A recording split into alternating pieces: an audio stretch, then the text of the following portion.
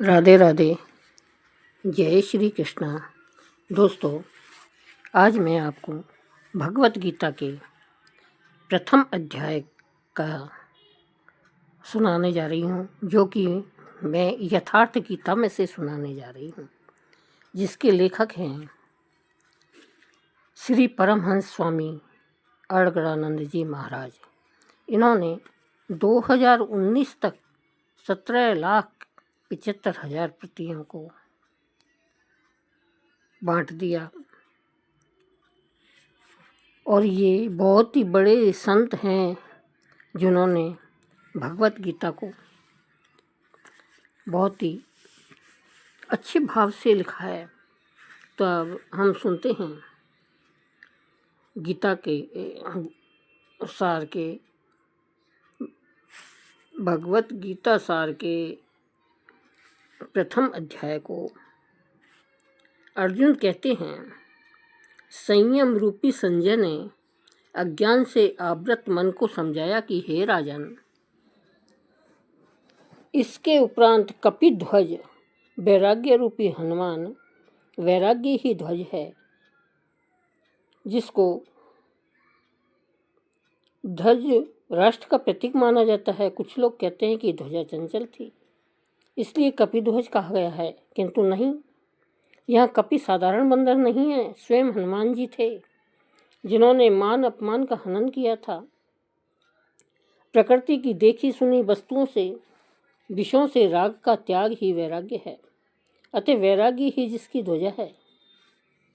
उस अर्जुन ने व्यवस्थित रूप से धृतराष्ट्र पुत्रों को खड़े देखकर शस्त्र चलाने की तैयारी के समय धनुष उठाकर ऋषिकेशम, जो हृदय की सर्वज्ञाता हैं, उन योगेश्वर श्री कृष्ण से यह वचन कहा, हे अच्युत, मेरे रथ को दोनों सेनाओं के बीच खड़ा करिए। यहाँ सारथी को दिया गया आदेश नहीं है, इष्ट अपने सतगुरु से की गई प्रार्थना है, इसलिए खड़ा करें। जब तक मैं इस युद्ध में कामना वालों को अच्छी प्रकार देख न लूं, इस युद्ध के उद्योग में मुझे किन किन के साथ युद्ध करना योग्य है, इस युद्ध व्यापार में मुझे किन किन के साथ युद्ध करना है। दुर्योधन का युद्ध में कल्याण चाहने वाले जो राजा लोग इस सेना में आए हैं, उन युद्ध करने वालों को मैं देखूंगा, इसलिए खड़ा करें। मोह रूपी दुर्योधन, मोहमयी प्रवृत्तियों का कल्याण चाहने वाले जो राजा इस युद्ध में आए हैं, उनको मैं देख लूं। संजय बोला। निद्राजयी अर्जुन द्वारा इस प्रकार कहे जाने पर हृदय के ज्ञाता श्री कृष्ण ने दोनों सेनाओं के बीच भीष्म, द्रोण और महिक्षिताम शरीर रूपी पृथ्वी पर अधिकार जमाए हुए संपूर्ण राजाओं के बीच उत्तम रथ को खड़ा करके कहा, पार्थ, इन इकट्ठे हुए कौरवों को देख, यहाँ उत्तम रथ सोने चांदी का रथ नहीं है। संसार में उत्तम की परिभाषा नश्वर के प्रति अनुकूलता प्रतिकूलता से की जाती है। यह परिभाषा अपूर्ण है। जो हमारे आत्मा हमारे स्वरूप का सदैव साथ दे, वही उत्तम है, जिसके पीछे अनुत्तम मलिनता न हो। इसके उपरांत अचूक लक्ष्य वाले पार्थिव शरीर को रथ बनाने वाले पार्थ ने उन दोनों सेनाओं में स्थित पिता के भाइयों को, पितामहों को, आचार्यों को, मामाओं को, भाइयों को, पुत्रों को, पौत्रों को, मित्रों को, ससुरों को और सुहृदों को देखा। दोनों सेनाओं में अर्जुन को केवल अपना परिवार, मामा का परिवार, ससुराल का परिवार, सुहृदय और गुरुजन दिखाई पड़े। महाभारत काल की गणना के अनुसार 18 अक्षौहिणी लगभग 40 लाख के समकक्ष होता है, किंतु प्रचलित गणना के अनुसार 18 अक्षौहिणी 6.5 अरब के लगभग होता है, जो आज के विश्व की जनसंख्या के समकक्ष है। इतने मात्र के लिए सदा यदा कदा विश्व स्तर पर आवास एवं खाद्य समस्या बन जाती है। इतना बड़ा जनसमूह अर्जुन के 3-4 रिश्तेदारों का परिवार मात्र था। क्या इतना बड़ा भी किसी का परिवार होता है? कदापि नहीं। यह हृदय देश का चित्रण है। इस प्रकार खड़े हुए उन संपूर्ण बंधुओं को देखकर अत्यंत करुणा से आवृत वह कुंती पुत्र अर्जुन शोक करता हुआ बोला। अर्जुन शोक करने लगा, क्योंकि उसने देखा कि यह सब तो अपना परिवार है। अतः वह अर्जुन बोला, हे कृष्ण, युद्ध की इच्छा वाले खड़े हुए इस स्वजन समुदाय को देखकर मेरे अंग शिथिल हुए जाते हैं, मुख सूखा जाता है और मेरे शरीर में कंप तथा रोमांच हो रहा है। इतना ही नहीं, हाथ से गांडीव गिरता है, त्वचा भी जल रही है। अर्जुन को ज्वर सा हो आया, संतृप्त हो उठा कि यह कैसा युद्ध है जिसमें स्वजन ही खड़े हैं। अर्जुन को भ्रम हो गया। वह कहता है, अब मैं खड़ा रह पाने में भी अपने को असमर्थ पा रहा हूँ। अब आगे देखने की सामर्थ्य नहीं है। हे केशव, इस युद्ध का लक्षण भी विपरीत ही दिखता है। युद्ध में अपने कुल को मारकर परम कल्याण भी नहीं देखता हूँ। कुल को मारने से कल्याण कैसे होगा? संपूर्ण परिवार युद्ध के मुहाने पर है। इन्हें युद्ध में मारकर विजय और विजय से मिलने वाला राज्य और राज्य से मिलने वाला सुख अर्जुन को नहीं चाहिए। वह कहता है, कृष्ण, मैं विजय नहीं चाहता, राज्य तथा सुख भी नहीं चाहता। हे गोविंद, हमें राज्य या भोग अथवा जीवन से भी क्या प्रयोजन है? क्यों इस पर कहता है? हमें जिनके लिए राज्य, भोग और सुख अधिक इच्छित है, वे ही परिवार जीवन की आशा त्याग कर युद्ध के मैदान में खड़े हैं। हमें राज्य इच्छित था तो परिवार को लेकर, भोग, सुख और धन की पिपासा थी तो स्वजन और परिवार के साथ उन्हें भोगने की थी। किंतु जब सबके सब प्राणों की आशा त्याग कर खड़े हैं तो मुझे सुख, राज्य या भोग नहीं चाहिए। यह सब इन्हीं के लिए प्रिय थे। इनसे अलग होने पर हमें इनकी आवश्यकता नहीं है। जब तक परिवार रहेगा तभी तक ये वासनाएं रहती है। झोंपड़ी में रहने वाला भी अपने परिवार, मित्र और स्वजन को मारकर विश्व का साम्राज्य स्वीकार नहीं करेगा। अर्जुन भी यही कहता है कि हमें भोग प्रिय थे, विजय प्रिय थी, किंतु जिनके लिए थी, जब वे ही नहीं रहेंगे तो भोगों से क्या प्रयोजन है? हम इस युद्ध में मारना किसे है? इस युद्ध में आचार्य, ताऊ, चाचा, लड़के और इसी प्रकार दादा, मामा, ससुर, पोते, ससुराल वाले, साले और समस्त संबंधी हैं। हे मधुसूदन, मुझे मारने पर भी अथवा तीनों लोगों के राज्य के लिए भी मैं इन सबको मारना नहीं चाहता। फिर पृथ्वी के लिए तो कहना ही क्या है। 18 अक्षौहिणी सेना में अर्जुन को अपना परिवार ही दिखाई पड़ा। इतने अधिक स्वजन वास्तव में क्या है? वस्तुतः अनुराग ही अर्जुन है। भजन के आरंभ में प्रत्येक अनुरागी के समक्ष यही समस्या आती है। सभी चाहते हैं कि वे भजन करें, उस परम सत्य को पालें, किंतु किसी अनुभवी सद्गुरु के संरक्षण में कोई अनुरागी जब क्षेत्र और क्षेत्रज्ञ के संघर्ष को समझता है कि उसे किनसे लड़ना है तो वह हताश हो जाता है। वह चाहता है कि उसके पिता का परिवार, ससुराल का परिवार, मामा का परिवार, सुहृदय मित्र और गुरुजन साथ में रहे, सभी सुखी रहें और इन सब की व्यवस्था करते हुए वह परमात्मा स्वरूप की प्राप्ति भी कर ले।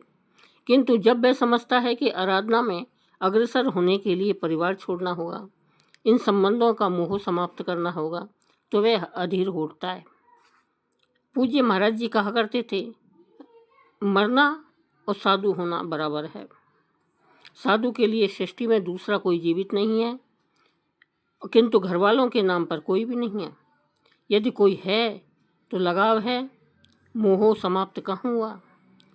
जब तक लगाव है उसका पूर्ण त्याग, उस लगाव के सह अस्तित्व मिटने पर ही उसकी विजय है।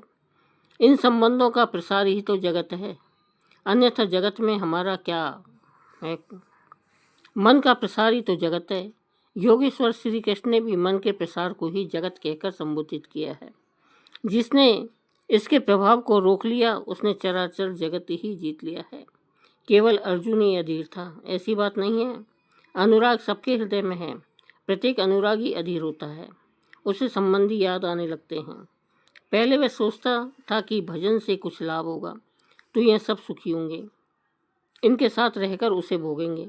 जब ये साथ ही नहीं रहेंगे तो सुख लेकर क्या करेंगे? अर्जुन की दृष्टि राज्य सुख तक ही सीमित थी। वह त्रिलोकी के साम्राज्य को ही सुख की पराकाष्ठा समझता था। इसके आगे भी कोई सत्य है, इसकी जानकारी अर्जुन को अभी नहीं थी। हे जनार्दन, धृतराष्ट्र के पुत्रों को मारकर हमें क्या प्रसन्नता होगी?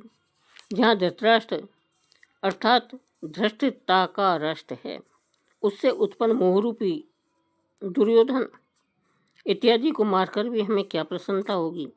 इन आतताइयों को मारकर हमें पाप ही तो लगेगा। जो जीवन यापन के तुच्छ लाभ के लिए अनीति अपनाता है वह आतताई कहलाता है, किंतु वस्तुतः इससे भी बड़ा आतताई वह है जो आत्मा के पथ में अवरोध उत्पन्न करता है। आत्मदर्शन में बाधक काम, क्रोध, लोभ, मोह और आदि का समूह ही आतताई है। इससे हे माधव, अपने बांधव धृतराष्ट्र के पुत्रों को मारने के लिए हम योग्य नहीं हैं। स्वयं बांधव कैसे, वे तो शत्रु थे ना। वस्तुतः शरीर के रिश्ते अज्ञान से उत्पन्न होते हैं। ये मामा है, ससुराल है, स्वजन समुदाय है, ये सब अज्ञान ही तो है। जब शरीर ही नश्वर है तब इसके रिश्ते कहाँ से रहेंगे। मोह है तभी तो तक सुहृदय है, हमारा परिवार है, हमारी दुनिया है। मोह नहीं तो कुछ भी नहीं। इसलिए वे शत्रु भी अर्जुन को स्वजन दिखाई पड़े। वह कहता है कि अपने कुटुंब को मारकर हम कैसे सुखी होंगे। यदि अज्ञान और मोह न रहे तो कुटुंब का अस्तित्व न हो। यह अज्ञान ज्ञान का प्रेरक भी है। भर्तृहरि, तुलसी इत्यादि अनेक महानुभावों को वैराग्य की प्रेरणा पत्नी से मिली, तो कोई सौतेली माँ के व्यवहार से खिन्न होकर वैराग्य पथ पर अग्रसर हुआ दिखाई देता है। यद्यपि लोभ से भ्रष्टचित्त हुए ये लोग कुलनाश के दोष और मित्रद्रोह के पाप को नहीं देखते हैं। यह उनकी कमी है। फिर भी हे जनार्दन, कुलनाश से होने वाले दोषों को जानने वाले हम लोगों को इस पाप से हटने के लिए क्यों नहीं विचार करना चाहिए। मैं ही पाप करता हूँ ऐसी बात नहीं है, आप भी भूल करने जा रहे हैं। श्री कृष्ण पर भी आरोप लगाया। अभी वह समझ में अपने को श्री कृष्ण से कम नहीं मानता है। प्रत्येक नया साधक सद्गुरु की शरण जाने पर इसी प्रकार तर्क करता है और अपने को जानकारी में कम नहीं समझता। यही अर्जुन भी कहता है कि भले ना समझें किंतु हम आप तो समझदार हैं। कुलनाश के दोषों पर हमें विचार करना चाहिए। कुलनाश में दोष क्या है। कुल के नाश होने से सनातन कुल धर्म नष्ट हो जाते हैं। अर्जुन कुल धर्म कुलाचार को ही सनातन धर्म समझ रहा था। धर्म के नाश होने पर संपूर्ण कुल का पाप भी बहुत दबा दे लेता है। हे कृष्ण, पाप के अधिक बढ़ जाने से कुल की स्त्रियां दूषित हो जाती है। हे वार्ष्णेय, स्त्रियों के दूषित होने पर वर्णसंकर उत्पन्न होता है। अर्जुन की मान्यता थी कि कुल की स्त्रियों के दूषित होने से वर्णसंकर होता है, किंतु श्री कृष्ण ने इसका खंडन करते हुए आगे बताया कि मैं अथवा स्वरूप में स्थित महापुरुष यदि आराधना क्रम में भ्रम उत्पन्न कर दे तब वर्णसंकर होता है। वर्णसंकर के दोषों पर अर्जुन प्रकाश डालता है। वर्णसंकर कुल घातियों और कुल को नरक में ले जाने के लिए ही होता है। लुप्त हुई पिंडों तक क्रिया वाले इनके पितर लोग भी गिर जाते हैं। वर्तमान नष्ट हो जाता है, अतीत के पितर गिर जाते हैं और भविष्य वाले भी गिरेंगे ही। इतना ही नहीं, इन वर्ण संकर कारक दोषों से कुल और कुलघातियों के सनातन कुल धर्म और जाति धर्म नष्ट हो जाते हैं। अर्जुन मानता था कि कुल धर्म सनातन है, कुल धर्म ही शाश्वत है, किंतु श्री कृष्ण ने इसका खंडन किया और आगे बताया कि आत्मा ही सनातन शाश्वत धर्म है। वास्तविक सनातन धर्म को जानने के लिए पहले मनुष्य धर्म के नाम पर किसी न किसी रूढ़ी को जानता है। ठीक इसी प्रकार अर्जुन भी जानता है, जो श्री कृष्ण के शब्दों में एक रूढ़ी है। हे जनार्दन, नष्ट हुए कुल धर्म वाले मनुष्यों का अनंत काल तक नरक में वास होता है, ऐसा हमने सुना है। केवल कुल धर्म ही नष्ट नहीं होता, बल्कि शाश्वत सनातन धर्म भी नष्ट हो जाता है। जब धर्म ही नष्ट हो गया तब ऐसे पुरुष का अनंत काल तक नरक में निवास होता है, ऐसा हमने सुना है। देखा नहीं, सुना है। अहो, शोक है कि हम लोग बुद्धिमान होकर भी महान पाप करने को तैयार हुए हैं। राज्य और सुख के लोभ से अपने कुल को मारने के लिए तैयार हुए हैं। अभी अर्जुन अपने को कम ज्ञाता नहीं समझता। आरंभ में प्रत्येक साधक इसी प्रकार बोलता है।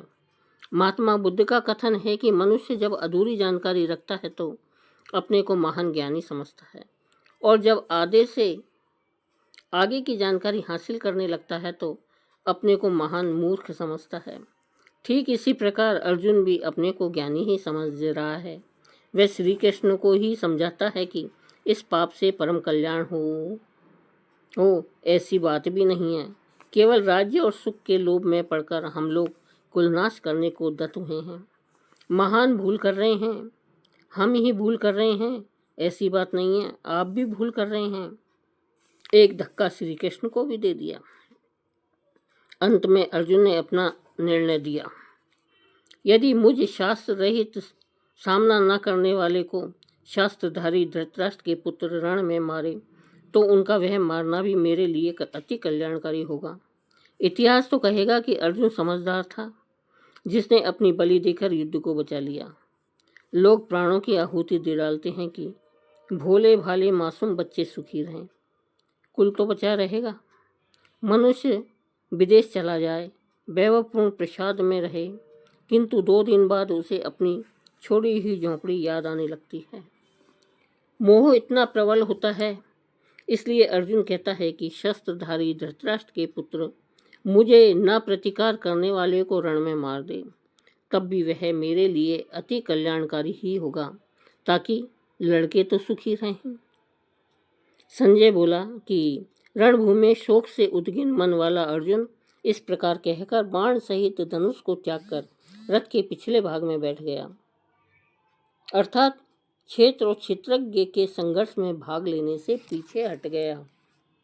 इस प्रकार श्रीमद् भगवत गीता रूपी उपनिषद एवं ब्रह्म विद्या तथा योग शास्त्र विषयक श्री कृष्ण और अर्जुन के